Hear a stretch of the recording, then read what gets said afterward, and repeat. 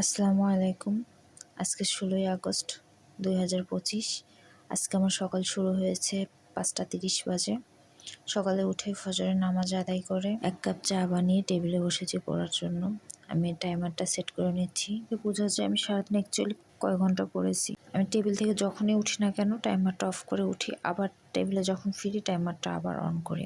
সকাল টাইমটা আমি চেষ্টা করি যতটা পারি লং টাইম একভাবে পড়ার, কারণ সকাল টাইমটা ঘুম থেকে ওঠার পর অনেকটা সময় মনোযোগ সহকারে পড়া যায়, কিন্তু এটা পরবর্তী সময়ের হয় না। তার পরবর্তীতে আমি ১ ঘন্টা বা ৪০ মিনিট পড়ার পর ৫-৭ মিনিটের জন্য ব্রেক নিয়ে তারপরে আবার একটু হাঁটাহাঁটি করে আবার পড়তে বসি।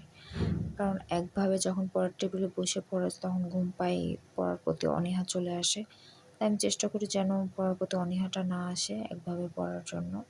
একটা কথা মনে রাখবেন, আমাদের পাস্ট, আমাদের কি হয়েছে, কি হতে পারতো, কি হয় নাই, এটা সব সময় আমাদের মাথায় থাকবে, কিন্তু আমাদের ফিউচার সেটা আমাদের হাতে থাকে।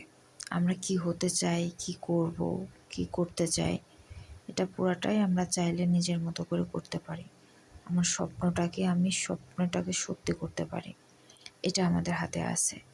পাস্টটা পরিবর্তন করার সাধ্য আমাদের নাই, কিন্তু ফিউচারটা পরিবর্তন করার সাধ্য আমাদের আছে। চাইলে আমরা আমাদের ফিউচারটাকে অনেক সুন্দরভাবে নিজের মন মতো গড়তে পারি। চাইলে আমার স্বপ্নটাকে আমি সত্যিতে রূপ দিতে পারি। স্বপ্ন পূরণ করতে হলে পরিশ্রম করা লাগে। পরিশ্রমের কোনো বিকল্প নেই।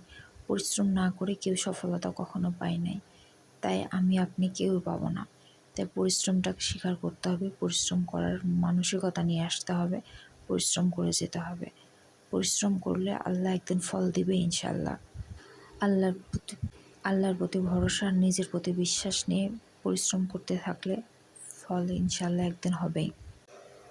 বিষয়গুলির সাবজেক্টটা আমি ধরেছিলাম কমপ্লিট করার জন্য। ৭ দিনের টার্গেট নিয়েছিলাম, 7 দিনের মধ্যে কমপ্লিট করব। তো আলহামদুলিল্লাহ আমার 7 দিনের আগে কমপ্লিট হয়ে গিয়েছে।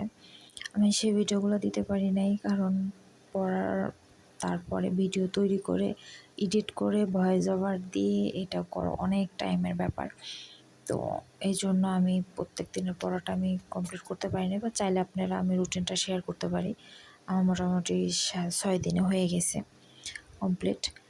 আজকে আমার জব সলিউশনের পরীক্ষা আছে, জব সলিউশন, কারেন্ট অ্যাফেয়ার এগুলোর উপরে।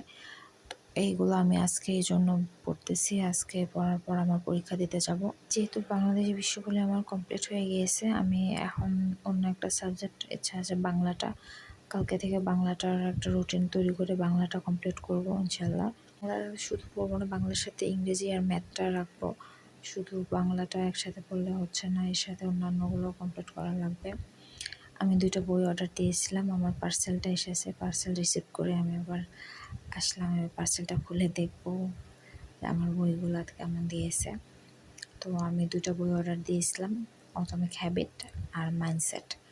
2টা বই আমার অনেক আগে থেকে অনেক পছন্দ ছিল, যে আমার পড়ার ইচ্ছা ছিল আমি 2টা বই পড়বো। তো আজকে আসছে, অনেক আনন্দ লাগতেছে, অনেক ভালো আসছে বই 2টা। ইনশাল্লাহ আমি কালকে থেকে এই বই 2টা পড়বো। কিছু কিছু যেটুকু আমার ভালো লাগে, যখন ভালো লাগে। একটা বুকমার্কও দিয়েছে। এই তো আমার 2টা বই। আবার পড়াতে ফিরে আসলাম। আজকে সকাল থেকে রাত পর্যন্ত আলহামদুলিল্লাহ আমার টার্গেট যা ছিল সব কমপ্লিট করতে পেরেছি। 11 ঘন্টা 20 মিনিট পড়া হয়েছে আজকে। তো আমার টার্গেট 10 ঘন্টা ছিল, কিন্তু তার চেয়ে বেশি আজকে পড়া হয়েছে আলহামদুলিল্লাহ। ওকে, সবাই ভালো থাকবেন। সবাই সবার পড়ার টার্গেট ফিক্সড করেন এবং টার্গেটটা কমপ্লিট করেন, তারপরে ঘুমাইতে যাবেন। সবাই ভালো থাকবেন। আল্লাহ হাফেজ।